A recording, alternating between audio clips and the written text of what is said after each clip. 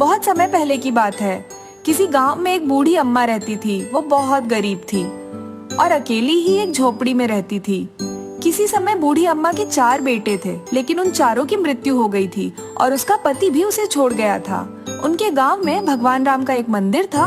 वो माई सुबह मंदिर के बाहर जाके बैठ जाती थी। वही उसको कोई खाने को कुछ दे देता, उससे उसका गुजारा हो जाता था। वो सुबह शाम श्री राम जय जय राम जपती रहती थी।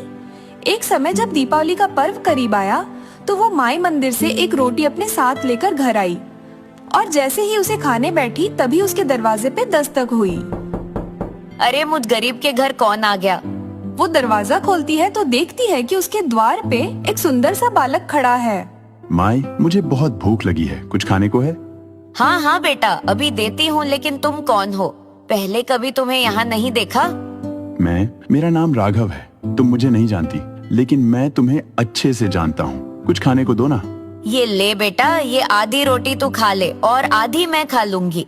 ऐसा कह के वो माई आधी रोटी उस बच्चे को देती है। अब जैसे ही वो फिर खाने बैठती है तब उसका दरवाजे पे एक बार फिर दस्तक होती है। माई जाके देखती है तो उसके द्वार पे एक छोटी सी बच्ची खड़ी हुई थी।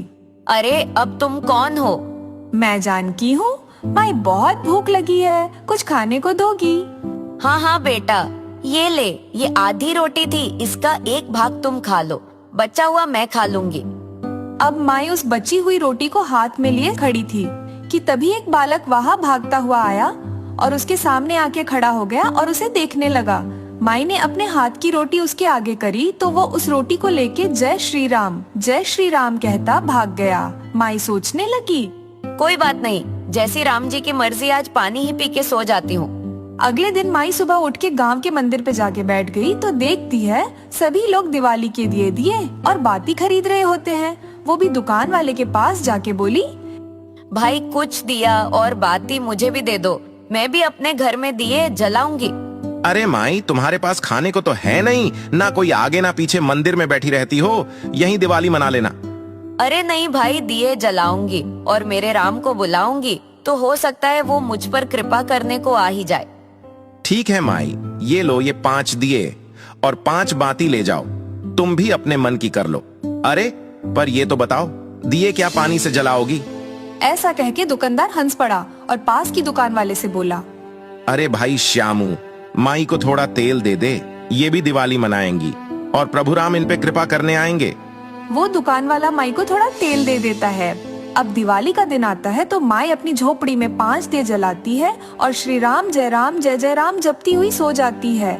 माई के सपने में वो तीनों बालक आते हैं जो उससे रोटी मांगने आए थे और अचानक वो तीनों प्रभु श्री राम, माता सीता और लक्ष्मण जी में बदल जाते हैं और कहते हैं, माई, तूने अपनी एक रोटी भी हमें खिलाई है, हम तुझसे प्रसन्न हैं।